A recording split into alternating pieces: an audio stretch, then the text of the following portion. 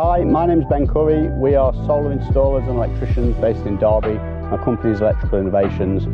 We are fitting Puredrive battery units and Solis inverters. Today on this job we've got solar panels have gone on the roof already, and we're going to be talking you through a step-by-step guide. Our customers are really liking the Puredrive systems. They're our preferred battery that we like to recommend to our customers mostly because they look great on the wall. That was our first thing that drew us towards it.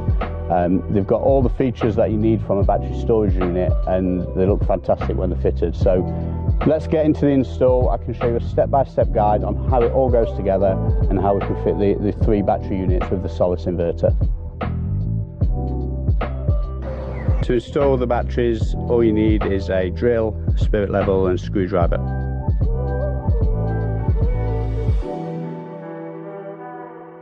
So the first thing we do is open up the box and make sure we've got everything we need. It comes with the battery in the box and the mounting bracket. There's a pack with all your instructions and commissioning sheets. There's also the connection cables between battery and inverter for the DC power, and also communication cables as well. Finally, there's a pack of wall fixings that you use for the battery to mount it on a wall. So my next job is to get the inverter on the wall and get it all wired in. So I'm just going to get on with that now. And oh, hang on, there we go, look, the Solis guy's walking by. Come on in, mate. Oh, hey, man. Hey, good sorry, to see just walking down the street there. Perfect time. Yeah. So hopefully you can tell us a bit about what we need to know siting the inverter. Right, you want to pick a good location, and you want clearance on the left, right, and top and bottom. So on the left and right, and the top it's 300 millimeters, and then to the floor it's 500 millimeters. So we've got loads of space around there, so right. Perfect spot for it just here. And then most important part of installing the Solis hybrid is the meter, because the meter is going to make decisions for you based off of your input and output of your property. So do you have it installed right? So this is all installed, and it's running out to the meter box where the main tail's coming into the property. Oh, okay. And we put a CT around there, don't we? Yeah, let's go check it out. Brilliant.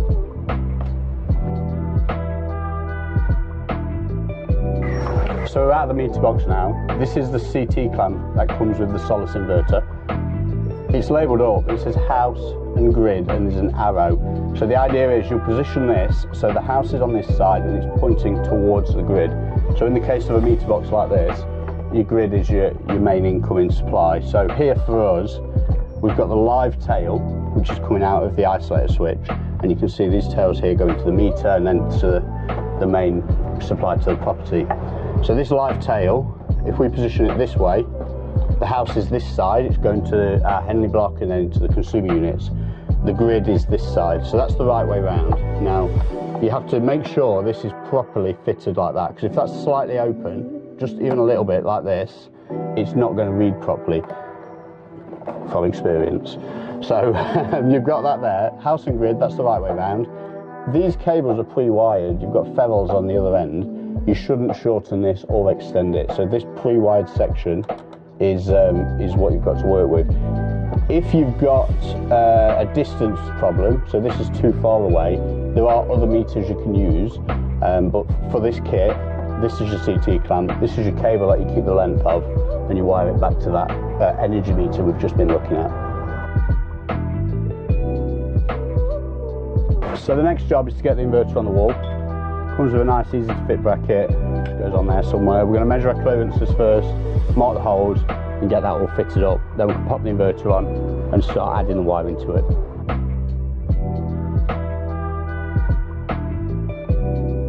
So next we're going to get all the cabling into the inverter itself. We've got our DC cable in here ready to go in. We've also got our battery cables. So this is the kit you get with the Solis, but we're not going to use that, because you get these with the Puredrive units, and these are ready made to go to connect the Solis inverter to Puredrive. So they go into there, and then we've got various communication cables on the bottom of here. Your AC plug goes into this one. We can put that in now. This is the one from the Solis smart meter that we've just wired, which is labelled here as smart meter. So everything only goes in one way, so all these plugs are set so you can't really get them wrong. Now what we have struggled with in the past is when our installers have just not connected it right. So if you check everything twice, you'll make sure it's all in proper places, and you twisted your terminals down and things like that, and you have no issues at all. So that's our metering. Next up, we'll start putting our DC battery cables in.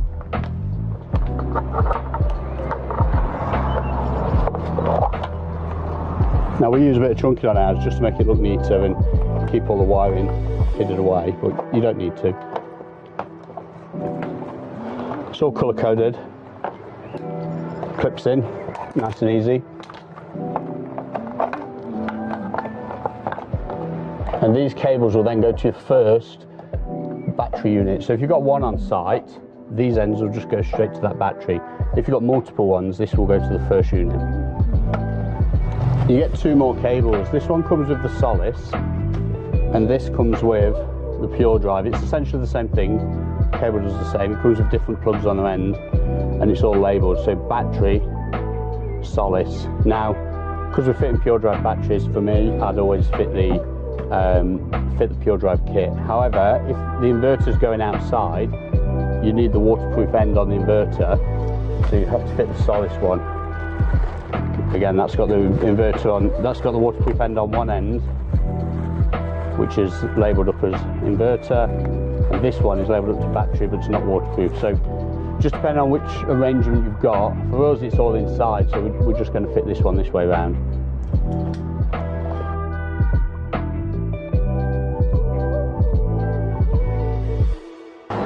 So we're going to mount the Puredrive unit now. You get this bracket, it goes on the wall. They're stable enough to sit on the floor, but obviously you don't want them tipping over and all of that. So brackets on the wall. This then hooks in round here. It's really easy to fit. We're going to hold the bracket there and take a measurement for the height, and then we're just going to mark it on the wall and drill the holes.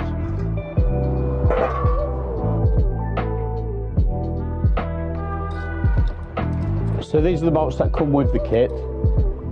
If it's going on the floor, we can probably just use normal wall screws. If it's hanging off the floor, you need the properly rated wall bolts to take the weight, because these are 60 kilograms.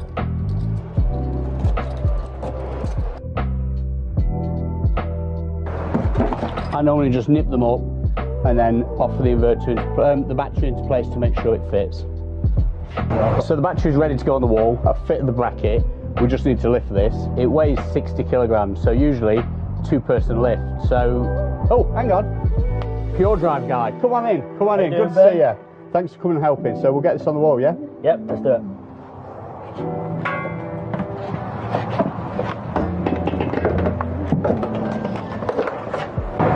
Hi guys, so I'm Callum and I work at Puredrive Energy.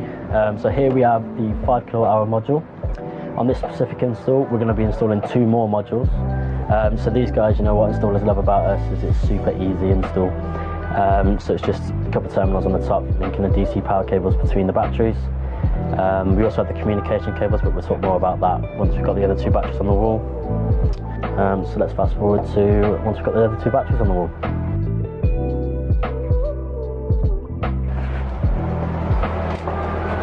So we've got all the batteries on the wall. The way these work, if there's just one of them, is you just choose the first one, and the cables that we've installed from the inverter we put in here earlier, these will just go straight onto these connections here.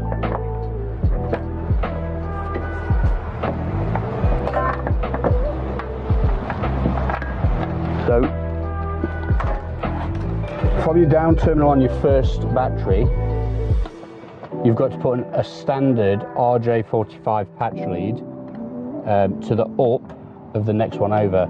Now in the kits, you get one of these cables with each battery. Now this is the Solis to battery.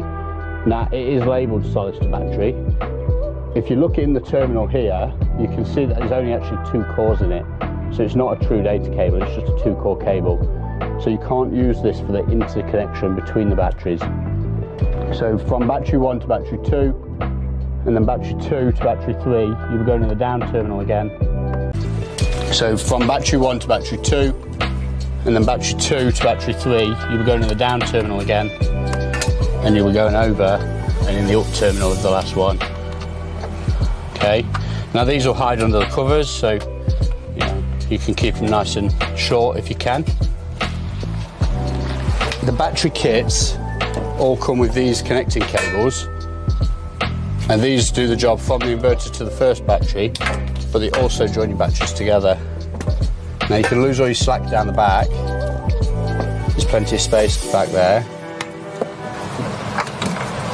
All the batteries are the same, whether it's a slave or a master. It's just this down terminal here that makes a difference.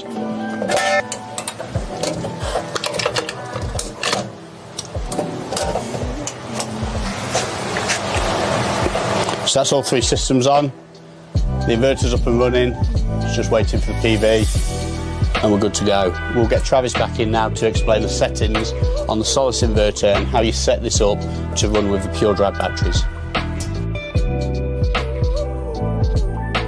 Hey guys, we're going to set up the inverter now. We're going to do a really simple setup. We're going to do, obviously, with the Puredrive batteries and just basic self-use is what 99% of people are going to use. So right now we have an alarm and a bat name fail. So that means that you haven't set the battery right. So we're going to come in here, we're going to go to advanced settings, 0010, down, down, up, enter. And then we're going to go to storage energy set. And then battery select is where I go. And right now it's wanky, so that doesn't sound like Puredrive, so we're going to change that to Puredrive. Puredrive's right there, press enter. Over discharge SOC, that's what the battery will stop discharging at. I like 20%, that's what's default, and then force charge is 10%. And then you can change your force charge limit. And basically what force charge limit is once it hits 10%, that's what it'll charge from the grid at. So you can lower that or raise that however you want. So you hit escape and then save and send into the light colored selector. There, oh, see, we went from alarm to operation. And then we're gonna go down to storage mode select. And you click into self-use, make sure that's on. It'll go to the next stage of the menu. Time of use, make sure it says stop. Save and send, light colored selector. And then charging from grid is very important. Always allow, or your force charge setting will not work. And then what we're gonna do is escape, escape. I like to go up to control parameters. I'm not gonna use the backup port in this installation, so I hit enter, I disable it, save and send, and that's it. Okay, so that's another install done. This is all up and running, thanks to Travis. Batteries are on, they look great. All we've got to do now is tidy the job up, a few finishing touches to do, and this one's signed off and done. We can move on to the next one. So, Puredrive and Solis, it's a great combo. We're really happy fitting these at our chosen install equipment, so we'll be doing lots more of these in the future.